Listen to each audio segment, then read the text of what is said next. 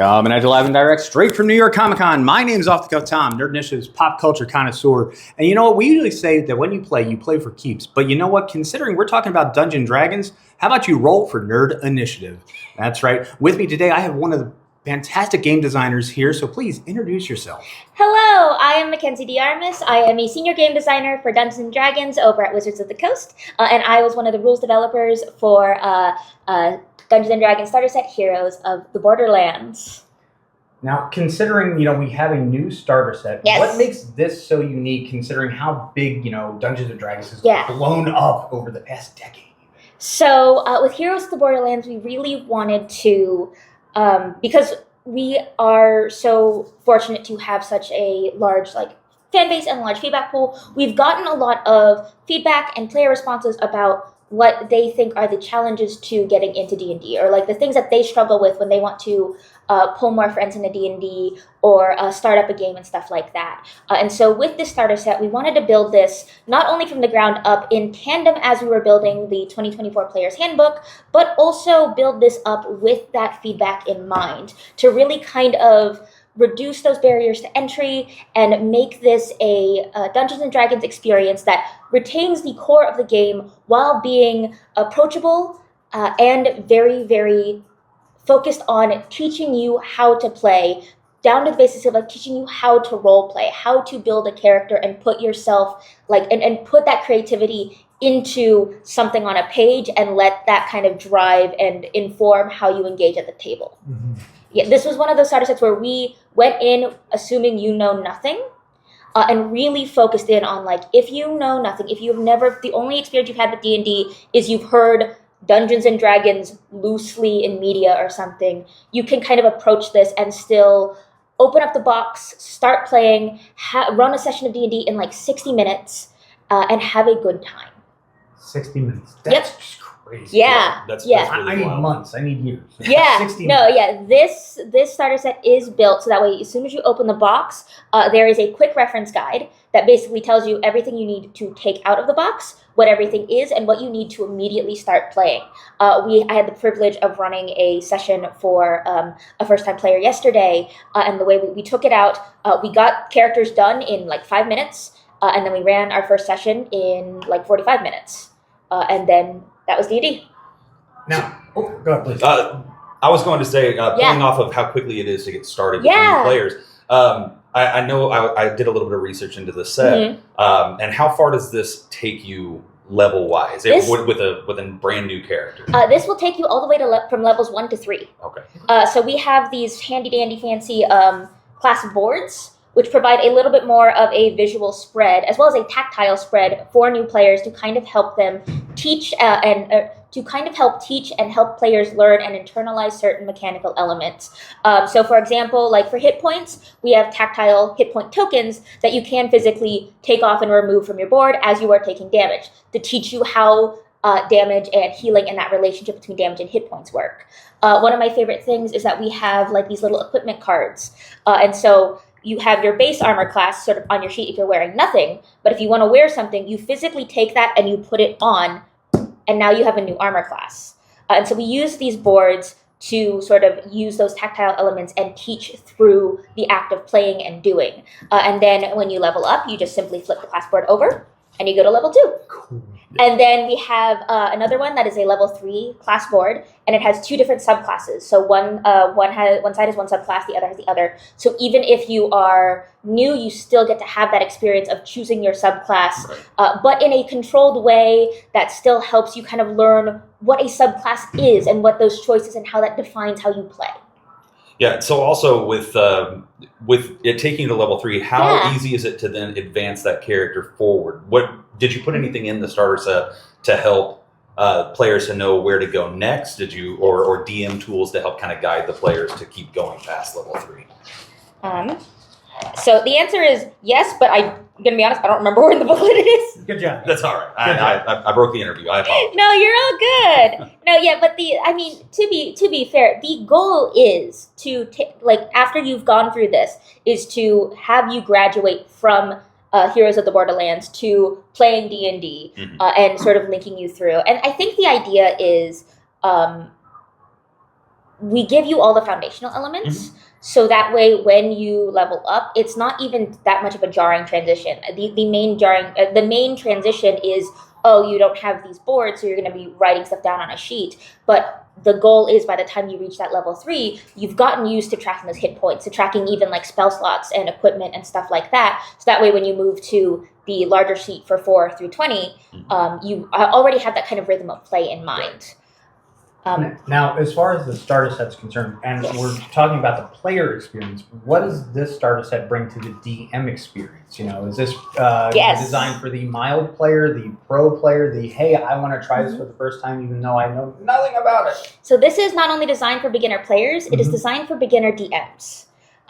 We wanted, one of the things that people have expressed is that there is almost like a loftiness to that DM role. There's this complex. Yeah. Or this idea that like the DM's supposed to know everything. The DM's supposed to have like everything memorized. They're supposed to be omnipotent. It feels like a higher barrier of entry. It feels like a higher barrier of entry. And one of the things that like I'm really passionate about as a game designer and as a DM is really communicating like, no, you are still a player at the table. You don't have to know things. You're supposed to have fun too. You don't have to just be like the stoic rules person. And so one of the things that we've done in this starter set is not only give you like reference guides to like, if you're the dungeon master, here's what you need to do. In every single adventure booklet, and there's 3 adventure booklets, we have the first encounter. Instead of having 2 columns of text, it has a sidebar that walks you through how to DM every single section of that first adventure. Awesome. Yeah, that's good. Did you get a lot of feedback from Yes. DMs? Because I started with the Dragons of Stormwreck Guide. Yeah. I started DMing with it. I had never played, and that's what I started with. And there was a little bit of difficulty trying to, what exactly do I need? How do I get started? So there is a little bit of fear there. Yeah. So did you get a lot of feedback from DMs wanting to not only got a lot of feedback from like DMs and players, we also did a lot of playtesting, not only with our like internal playtesting group, but also with people who had never played D&D but were big board game fans. We went to Gen Con we went to Gen Con last year, 2024, and we had prototypes of this set, and we did closed playtests running through and getting people's feedback. And our goal when we were running those playtests was actually saying like, okay, who has the least experience with D&D? You're the dungeon master. And putting them into the DM seat to get like, how are you internalizing this experience? How are you getting it? What are you understanding? What are you not understanding? And basically running those sessions and getting that feedback so that way we could incorporate it and really go in without any assumptions and build this set for people like the people we playtested with in mind. When it comes to, especially DMing and from the player experience, sometimes, imagination is the greatest teacher. How much flexibility is in this set, that you're not going to be the rules lawyer, you're not going to be as you said, the stoic DM.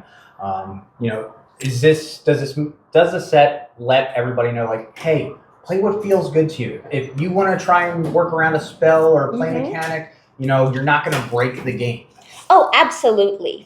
So I'm flipping through here because we have, so this play guide is a summarized version of the core rules that are presented in the Player's Handbook. Okay. And in the Player's Handbook, we build in from the get-go, and that's something we wanted to do as we were building the Player's Handbook, the idea of approaching encounters in varying different ways. That's one of the first things you see in this, and it's something that we sort of reference and encourage with certain encounters. Like we'll have different ability checks listed and for possibilities of how to approach something. So I think there's one of my favorites, and one of the encounters we playtested a bunch was a bandit encounter.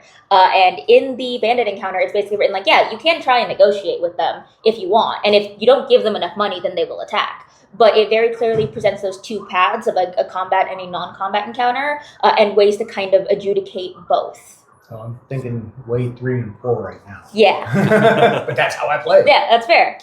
And I think it's one of those things where it's like the goal is to give you these helpful interactions and guidance, so that way when the players inevitably don't do what is listed here, that we did try to think about and keep in mind the most obvious and most common approaches. We wanted to give you that kind of advice about the rhythm of play and how to roll with things. So you're not necessarily railroading them. You're just holding their hand. It's one of those things where it's like this set we wanted a little bit of hand-holding just to help with that onboarding experience.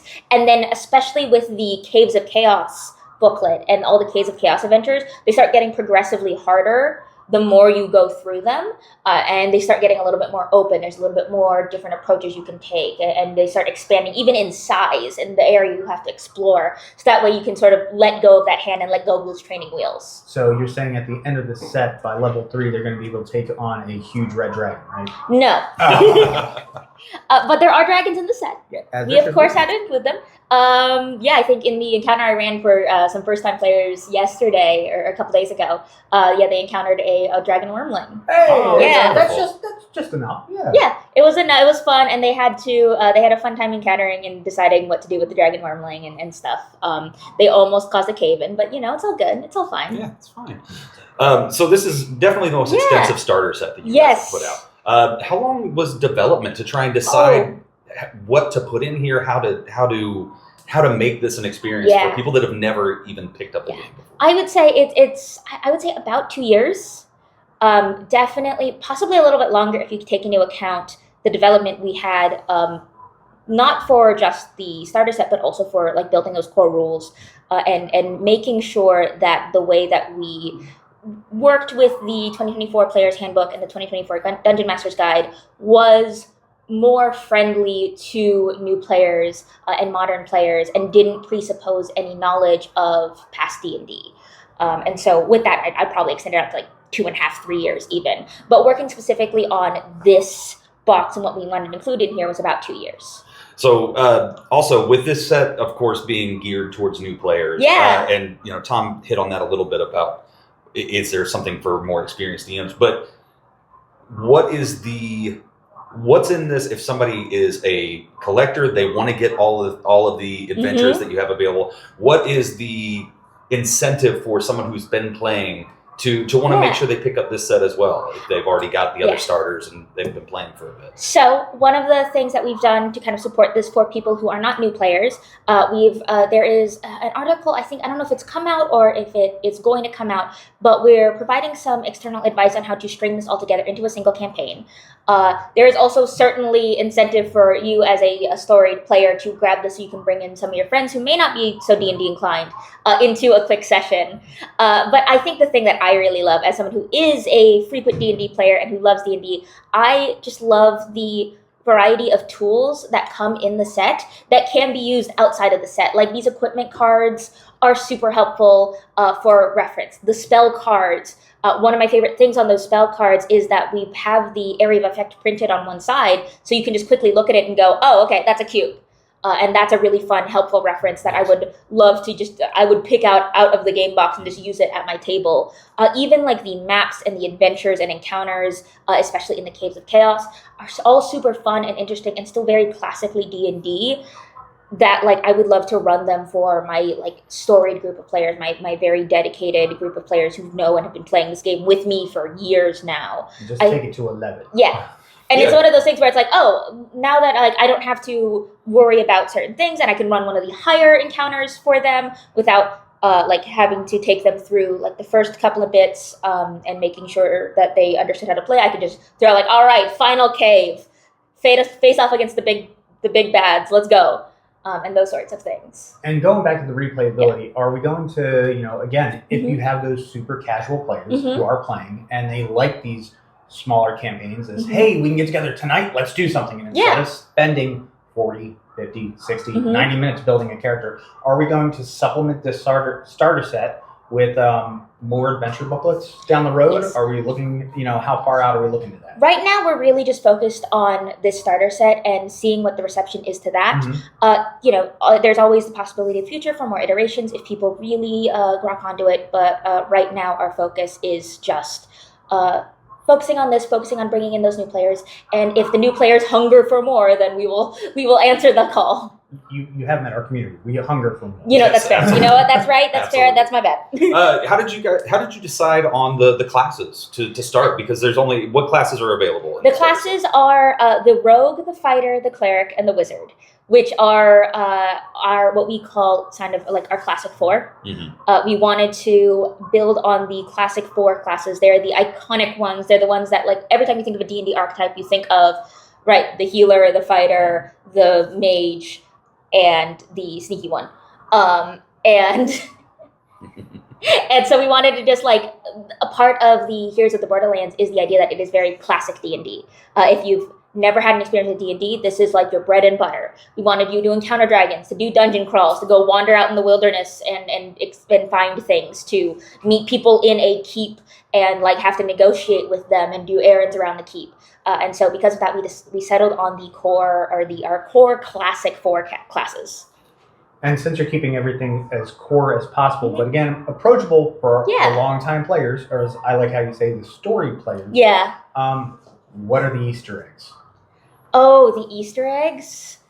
So I believe, and then this is something I am not so.